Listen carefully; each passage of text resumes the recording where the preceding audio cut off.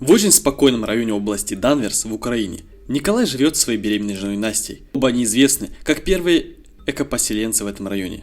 Анастасия художница, которая любит рисовать и резать по дереву. Она даже сделала деревянного ангела для Николая, чтобы у него был защитный амулет.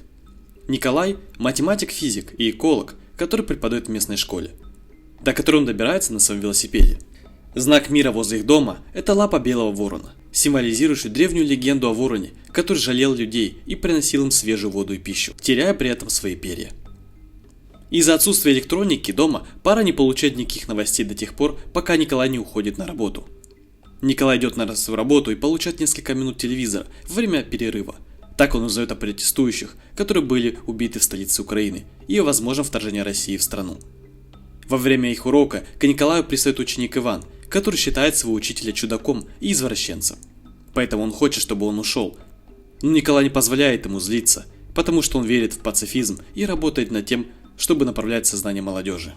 Однажды утром по дороге на работу Николай замечает несколько солдат, стоящих у дороги, но не обращает на них внимания. Когда он наконец приходит в школу, он шокирован тем, что она пуста, и телевизор быстро объясняет ему причину. Россия вторглась в Украину. Вспоминая солдата, которых он видел раньше, Николай беспокоится о жене и спешит вернуться домой. Но оказывается уже поздно. Там находятся русские. Они хватают Николая, когда он пытается защитить Настю. После того, как солдаты убедились, что они не шпионы, они разжигают в доме огонь и уходят. Но когда Настя пытается отомстить и бросает в них камень, солдаты без колебаний стреляют в нее, после чего окончательно уходят. Опустошенный Николай прижимается к телу жены и смотрит, как горит его дом. После события переносится на несколько часов спустя. Двое украинских ополченцев находят Николая, и после проверки его личности, чтобы убедиться, что он невинный мирный житель, они помогают ему вырыть могилу для Насти. Затем они забирают его с собой на свою базу, хотя перед уходом Николай обязательно забирает с собой деревянного ангела, как последнюю память о своей жене. После начальства на базе не рады внезапному появлению незнакомца, потому что он может быть шпионом. Но Николай быстро доказывает свою правоту, заявив, что и хочет впустить в армию и изгнать русских из своих земель. С этого момента Николай отправляет на тяжелые тренировки, где он должен научиться изнурять свое тело и использовать огнестрельное оружие. Две вещи, которые он как пацифист никогда не делал раньше. Позже разборка и сборка оружия дается ему особым трудом, и он зарабатывает насмешки начальства, особенно когда он объявляет, что выбрал себе кодовое имя «Ворон». Позже Николай не дает им себя сбить с пути и тренируется усердно, допоздна тренируясь с оружием и держит лесного ангела рядом, чтобы никогда не забывать о своей цели – отомстить за свою жену. Через несколько недель курсанты узнают, что в армии на фронте не хватает снайперов, и армия ищет добровольцев для этой работы. Желающих совсем немного, но Николай сразу же вызывается добровольцем, но он был встречен насмешками. Не желая сдаваться, Николай принимает вызов, чтобы проявить себя. Он разбирает и собирает АК-47 с завязанными глазами за менее чем 20 секунд, наконец-то заслужив всеобщее уважение. После они начинают его называть Вороном, как он и хотел. Теоретическая часть снайперской подготовки дается Николаю легко, благодаря его знаниям математики и физики. Также он может делать расчеты быстрее, чем сами преподаватели. А еще он отлично соблюдает правило номер один. Правило номер один – это сохранять абсолютную неподвижность и тишину, даже когда инструктор стреляет в землю рядом с ним. Но, к сожалению, у него не все получается, когда дело доходит до реальной стрельбы, потому что по какой-то причине ему дали оружие, отличное от всех остальных. Такое оружие, которое не подходит для снайперской стрельбы на войне. Всякий раз, когда Николай указывает на это, ему говорят «разбирайтесь сами».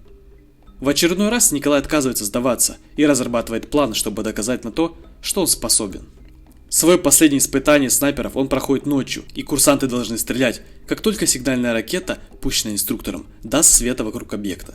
Однако Николай пока не стреляет, он использует свет, чтобы рассчитать расстояние, а когда экзамен заканчивается, он стреляет в полной темноте и попадает в мишень точно в центр, чему до этого никому не удалось сделать. Это позволяет Николаю закончить школу с высшим баллом и в итоге получает назначение в первоклассное подразделение. В своем первом задании Николай и его товарищи-снайперы должны освободить важный контрольно-пропускной пункт, который был захвачен русскими. После команда успешно пробирается на территорию, и каждому снайперу назначается цель, но когда они собираются стрелять, они вынуждены приостановить свой план, потому что к блокпосту приближается гражданская машина. Вскоре русские солдаты заставляют двух гражданских выйти и отдать свои паспорта, отказываясь вернуть их. когда они просят пару уйти. После мужчина устраивает сцену, когда он требует вернуть ему его вещи, в результате чего российский солдат отвечает насилием. Вскоре команда Николая замечает это и немедленно атакует, убивая каждого солдата быстрыми, эффективными выстрелами, включая парня, который пытается взять в заложники гражданскую девушку. Как только миссия закончена, команда вывешивает украинский флаг, чтобы вернуть контроль над контрольно-пропускным пунктом. Но когда они возвращаются на базу, Николай слышит, что его товарищи-новички ушли на другое задание. Поэтому он использует этот момент, чтобы посетить снова школу, в которой он раньше работал, и оказывается глубоко тронут пустынным видом пыльных классов. На следующий день, когда возвращается другая команда, Николая поражает тяжелейшая новость. Один из его друзей погиб от рук вражеского снайпера. Это добавляет к списку причин, по которым Николай хочет отомстить. Для выполнения следующего задания команда Николая прячет кучу взрывчатки на деревьях за листьями, прежде чем спрятаться в траве в ожидании врага. После, когда русские солдаты появляются в лесу, как и предполагалось в отчетах, Николай не решается стрелять, потому что видит то, во что он не может поверить. Иван вступает в русскую армию и идет сюда вместе с остальными их врагами. Он срывается с места, когда капитан приказывает ему стрелять, и Николай попадает в детонатор, убивает всех солдат, включая и Ивана. Когда капитан спрашивает его, что это было, и выслушивает объяснение Николая, он отвечает: Иван сделал свой выбор.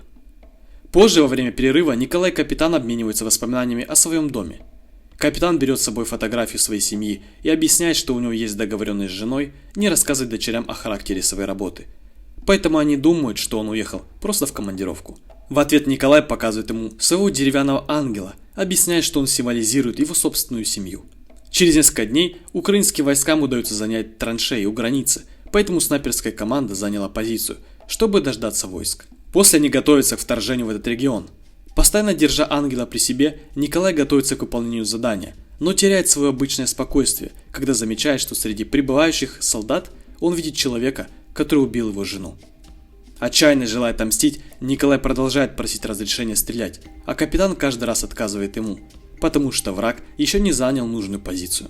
В конце концов, Николай устает ждать и стреляет, попадая в солдата, но при этом выдает свое местонахождение скрытому вражескому снайперу, который немедленно наносит ответный удар и убивает его капитана. После, когда солдаты открывают огонь по ним, Николаю приходится тащить тело капитана по полю, уворачиваясь от пуль и бомб.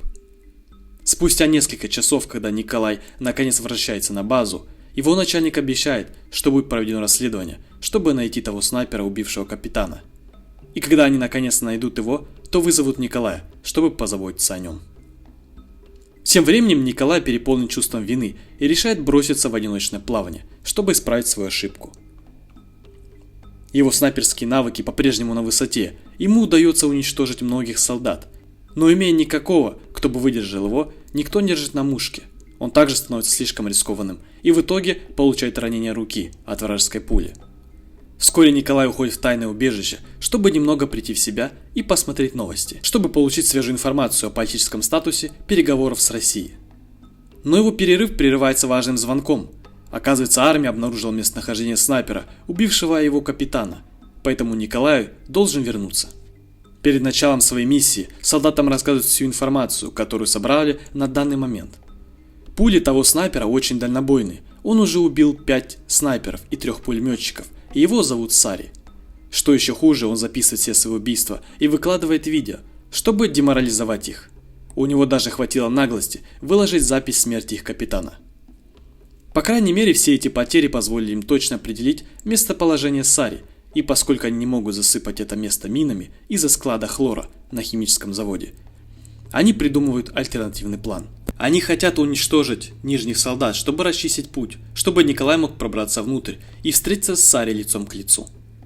Когда их миссия начинается, все украинские снайперы занимают позицию и ждут, пока Николай проберется внутрь здания ползком через поле. Первым солдатом, которого он находит, оказывается другой человек, который напал на его дом и до сих пор помнит Николая. Он говорит, что должен был убить его еще в первый раз. Но Николай, убив его одним быстрым и удовлетворительным выстрелом, дает своим товарищам по команде и разрешает атаковать, побуждая всех снайперов открыть огонь одновременно и прочесать местность, не поднимая тревоги. Вскоре остаются только 2 вражеских снайпера, включая Сари. Они никак не замечают, что что-то здесь не так, пока не перестают получать сообщения и отправляются проверить своих товарищей. И они обнаруживают, что они уже все мертвы. В то время как Николай использует шанс пробраться в здание незамеченным, Сари вызывает подкрепление и посылает другого солдата следить за порядком, а сам возвращается на свое место, где он с удивлением видит маленького лесного ангела. В этот самый момент выходит Николай и прыгает на Сари, чтобы убить его ножом, в то время как другой солдат становится жертвой гранаты, которая поджидает его. Затем подкрепление, которое вызвал Сари, прибывает в район, и Николай использует рацию Сари, чтобы сказать своим солдатам, что они заплатят за то, что они сделали. Как только российский грузовик паркуется, украинские солдаты открывают по нему огонь, уничтожив все цели за несколько секунд. Позже, когда Николай отомстил за свою жену, друга и своего капитана, он решает сделать перерыв, поехать домой, навестить могилу Насти и обязательно починить упавший крест. К сожалению, как бы сильно он не скучал по дому, он не может остаться, потому что ему еще предстоит много работы для своей страны. В финале фильма он отправляется на очередное одиночное задание, готовый уничтожить столько вражеских солдат, сколько потребуется для этого. И на этом все, друзья. Поставьте, пожалуйста, лайк, подпишитесь на мой канал и напишите ваши мысли в комментарии. Как вы относитесь к таким фильмам? Также советую вам посмотреть эти видео и желаю хорошего дня.